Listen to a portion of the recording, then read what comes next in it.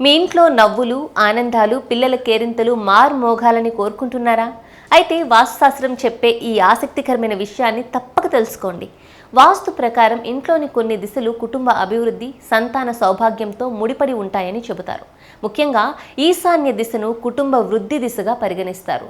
జలతత్వం, ఆధ్యాత్మిక శక్తికి కేంద్రంగా భావించే ఈ దిశ శుభ్రంగా, ప్రశాంతంగా ఉంటే కుటుంబంలో సానుకూల వాతావరణం ఏర్పడుతుందని విశ్వసిస్తారు. అంతేకాదు, కుటుంబ కీర్తి, గౌరవానికి ఆగ్నేయ దిశ కూడా ముఖ్యమైనదిగా చెబుతారు.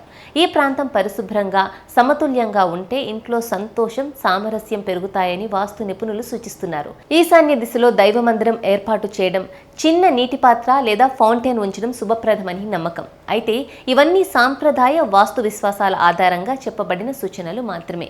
అత్యంత ముఖ్యమైన విషయం ఏంటంటే, శుభ్రమైన, ప్రశాంతమైన, ప్రేమతో నిండిన ఇంటి వాతావరణమే కుటుంబ సంతోషానికి అసలైన పునాది. ఇలాంటి మరిన్ని ఆసక్తికరమైన విషయాల కోసం మా ఛానల్ను ఫాలో అయిపోండి.